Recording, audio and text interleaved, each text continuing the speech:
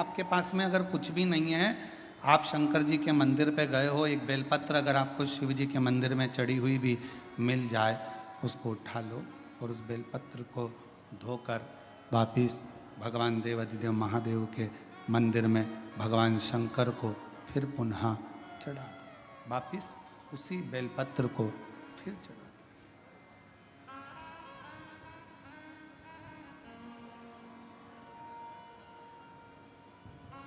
और कई बार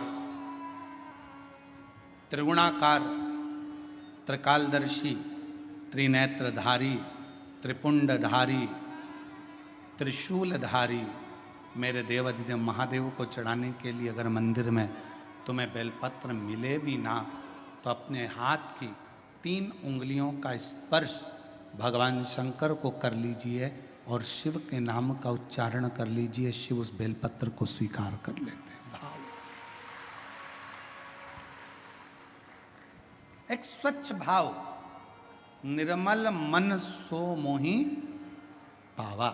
भगवान शंकर को अगर आप भाव से रिझा रहे हैं, निर्मल भाव दे रहे हैं, शिव उसको भी स्वीकार कर रहे हैं। शिव कथा कह रही है, भगवान शंकर का चरित्र कह रहा है। बेलपत्र का वृक्ष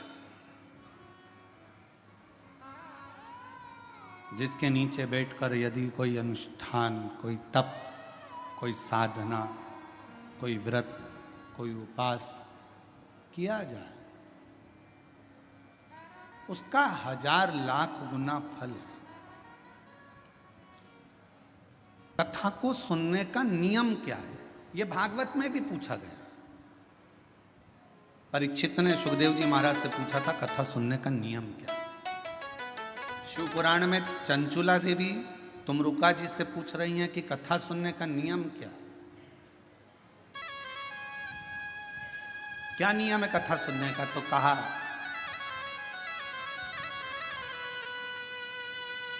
एक समय फलहार करो, शिव महापुराण की कथा को श्रवण करो,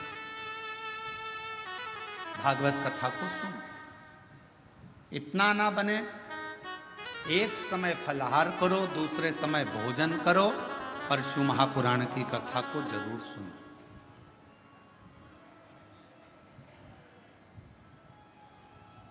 और इतने में भी काम ना चले तो शिव महापुराण की कथा में तुमरुका जी ने चंचुला देवी से कहा, दोनों समय भोजन करो, पर शिव महापुराण की कथा जम के बोलो, सुनो नहीं, जरूर सुनो।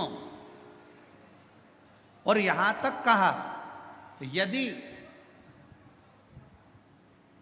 इतने में भी काम ना चले, दोनों समय भोजन में भी काम ना चले, तो टिफिन लेके कथा में चलो।